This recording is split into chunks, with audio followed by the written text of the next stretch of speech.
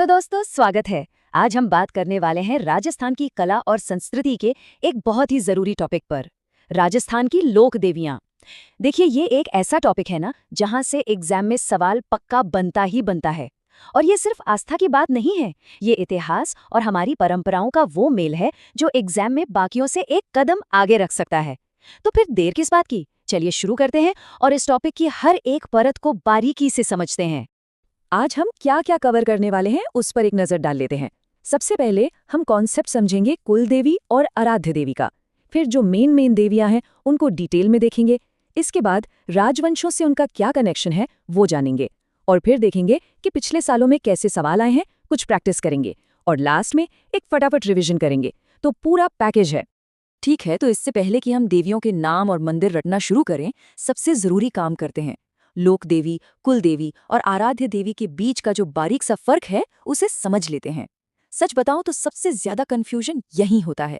तो चलिए आज इस कंफ्यूजन को हमेशा के लिए जड़ से खत्म करते हैं। तो सबसे पहले ये लोक देवी होती कौन है? देखिए, ये वो देवियां नहीं हैं जिनका जिक्र हमें पौराणिक कथाओं में मिलता है। लोक देवियां असल में वो महान महिलाएं या कन्याएं थीं जिन्होंने हमारी आपकी तरह एक इंसान के रूप में जन्म लिया, लेकिन अपने कामों से, अपने चमत्कारों से, समाज के लिए जो उन्होंने किया, उसके बाद लोगों ने उन्हें देवी मानकर पूजना शुरू कर दिया। मतलब वो इंसान से देवी बनी। अच्छा, अब आते हैं उस पॉइंट पर जो सबसे ज्यादा कंफ्यूज करता है, और यहीं पर एक नंबर या तो मिलता है या चला जाता है। कुल देवी और आराध्य देवी। देखिए, कुल देवी नाम से ही साफ है, कुल की देवी, मतलब वो देवी जिन्होंने उस खास कुल या खानदान में ही जन्म लिया हो। और रूल ये है कि हर वंश की एक ही कुल देवी होती हैं, बस एक। दूसरी तरफ है आराध्य देवी या इष्ट देवी। ये वो देवी हैं जिन्हें हम अपनी पर्सनल श्रद्धा, अपनी आस्था से पूजते हैं। कोई भी किसी भी कुल का हो, इन्हें पूज सकता है। और हाँ, एक ही परिवार की कई आराध्य देवियां भी हो सकती हैं। तो ये जो बेसिक फर्क है ना, इसे एकदम क्रिस्टल क्लियर रखना है। चलिए, कॉन्सेप्ट तो क्लियर हो गया। अब चलते हैं हमारे सफर के सबसे मजेदार हिस्से पर। यहाँ हम राजस्थान की उन बड़ी बड़ी लोक देवियों के बारे में जानेंगे जिनकी कहानियां, जिनके फैक्ट्स और जिनका राजवंशों से कनेक्शन सीधे सीधे एग्जाम में पूछ लिया जाता है। तो पहली देवी है आमेर की शिला देवी। जयपुर के जो कछवाहा राजा थे, ये उनकी सिर्फ आराध्य देवी ही नहीं थी, बल्कि उनकी जीत और ताकत का सिंबल भी थी। इनकी कहानी बड़ी इंटरेस्टिंग है, जो बंगाल से शुरू होकर आमेर पहुंचती है। तो कहानी जुड़ी है राजा मानसिंह प्रथम से। बात है 16वीं सदी की, जब उन्होंने बंगाल के राजा केदार को युद्ध में हराया। तो जीत के बाद वो वहां के जसूर नाम की जगह से देवी की ये खास मूर्ति आमेर ले आए। काले पत्थर की बनी हुई 8 भुजाओं वाली महिषासुरमर्दिनी की प्रतिमा है ये। और हाँ, एक बहुत ही यूनिक बात जो अक्सर एग्जाम में आती है, वो है यहाँ मिलने वाला 2.5 प्याला शराब का चरणामृत।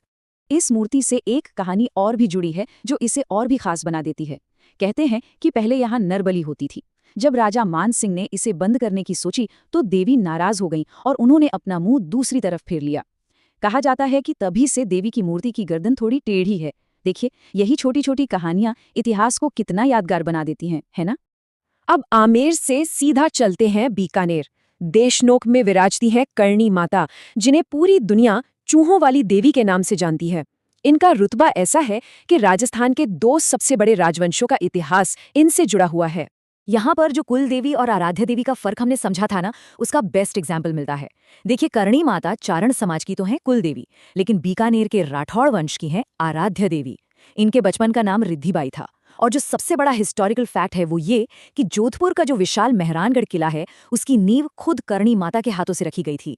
और तो और, राव बीका ने बीकानेर शहर भी उन्हीं के आशीर्वाद से बसाया था। अच्छा जी, हमारी लिस्ट में अगली देवी है करौली की कैला देवी।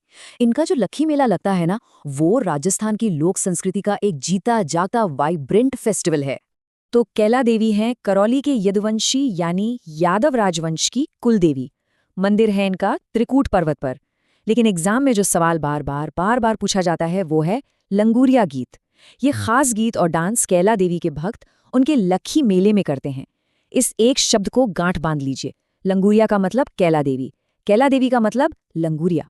अब चलिए रेगिस्तान की तरफ, जैसलमेर। यहाँ के भाटी राजवंश की रक्षक देवी हैं स्वांगिया माता। इनके बारे में भी जानते हैं। स्वांगिया माता भाटी राजवंश की कुलदेवी। यहाँ सबसे जरूरी है इनके नाम का मतलब समझना।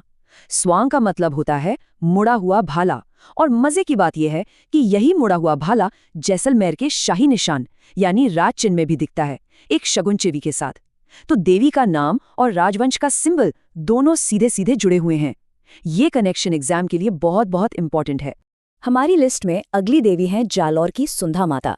इनका मंदिर सिर्फ धार्मिक नहीं बल्कि ऐतिहासिक और कह सकते हैं टेक्नोलॉजिकल नजरिए से भी बड़ा खास है। सुंधा माता मंदिर से जुड़े कई फैक्ट्स हैं जो सीधे सवाल बनकर आते हैं। पहला, यहाँ देवी के सिर की पूजा होती है, धड़ की नहीं। इस स्वरूप को अघट कहते हैं। दूसरा, यहाँ 1262 ईस्वी का एक शिलालेख मिला है जो जालोर के चौहानों का इतिहास बताता है। तीसरा और बहुत इंपॉर्टेंट, राजस्थान का सबसे पहला रोपवे यहीं लगा था। और चौथा, हल्दी घाटी की लड़ाई के बाद खुद महाराणा प्रताप ने यहाँ शरण ली थी। सोचिए कितना ऐतिहासिक महत्व है इस जगह का। तो ये थी कुछ प्रमुख देवियां और उनसे जुड़े वो फैक्ट्स जो हमें जानने ही चाहिए। अगर ये डिटेल में समझना अच्छा लग रहा है और आप चाहते हैं कि आगे भी ऐसे ही एनालिसिस मिलते रहें तो भाई चैनल को सब्सक्राइब जरूर कर लीजिए। और हाँ, सारे नोट्स और अपडेट्स के लिए हमारा टेलीग्राम चैनल भी ज्वाइन कर सकते हैं। चलिए, अब जो कुछ भी पढ़ा है उसे फटाफट एक टेबल में समेट लेते हैं। इतनी सारी जानकारी के बाद अब वक्त है सब कुछ एक जगह पर देखने का।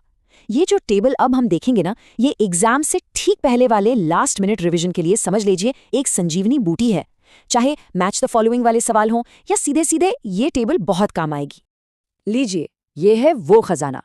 चलिए एक नजर डालते हैं। जयपुर के कछवाहा वंश की कुल देवी हैं जमवाय माता। सारे राठौड़ वंश की कुल देवी नागनीची माता हैं जिनका मेन मंदिर जोधपुर में है। शाकंभरी के चौहानों की शाकंभरी माता, मेवाड़ के गुहिल और सिसोदिया वंश की बाण माता, जैसलमेर के भाटी वंश की स्वांगिया माता, करौली के यादवों की कैला माता, गुर्जर प्रतिहारों की चामुंडा माता और कोटा के हाड़ा चौहानों की भदाणा माता।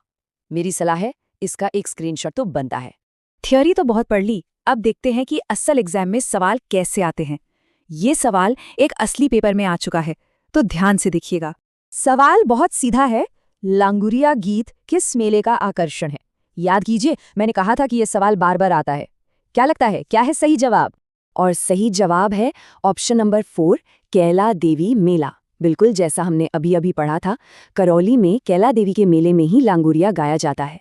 तो अब यकीन हो गया ना कि जो हम पढ़ रहे हैं वो सीधा एग्जाम में आता है। तो चलिए अपनी तैयारी को और पक्का करने के लिए कुछ और सवाल करते हैं।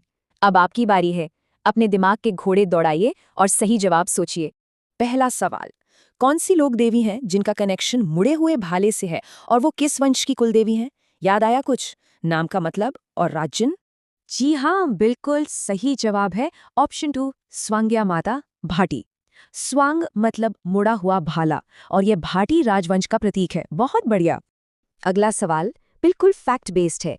राजा मानसिंह प्रथम शिला देवी की मूर्ति को कहां से आमेर लाए थे? और इसका सही जवाब है ऑप्शन 3, जसोर, बंगाल।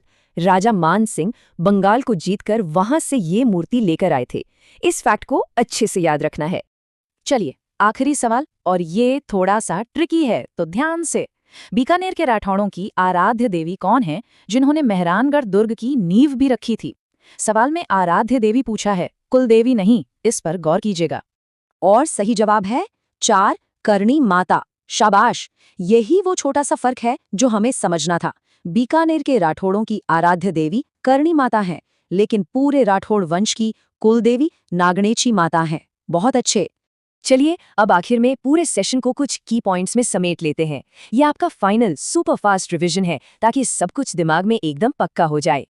तो ये है वो रामबाण फैक्ट्स, बस इनको दिमाग में बिठा लीजिए। पहला, कुल देवी यानी जो कुल में जन्मी, आराध्य देवी यानी जो आस्था से चुनी। अब कीवर्ड से याद करते हैं। शिला देवी, तो दिमाग में आना चाहिए मानसिंह और बंगाल। करणी माता, देशनोक चूहे और राठौड़ आराध्य देवी। कैला देवी, करौली और लांगुरिया गीत। स्वांग्या माता, जैसलमेर और मुड़ा हुआ भाला। और सुंधा माता, जालौर, सिर की पूजा और पहला रोपवे। बस इतना ही है पूरा खेल। और आखिर में बस ये याद रखिएगा कि राजस्थान की ये लोक देवियां सिर्फ पूजा पाठ का विषय नहीं है। ये असल में हिम्मत, बलिदान और उस कल्चर की जीती जागती मिसालें हैं जो आज भी राजस्थान की मिट्टी को सींच रही हैं और हमें हमारी जड़ों से जोड़कर रखती हैं। उम्मीद है कि ये डिटेल्ड एनालिसिस आप सबके काम आएगा। ऐसे ही और मजेदार और जानकारी से भरे विश्लेषण के लिए चैनल को सब्सक्राइब करना मत भूलिएगा। मिलते हैं जल्दी ही एक नए और जरूरी टॉपिक के साथ।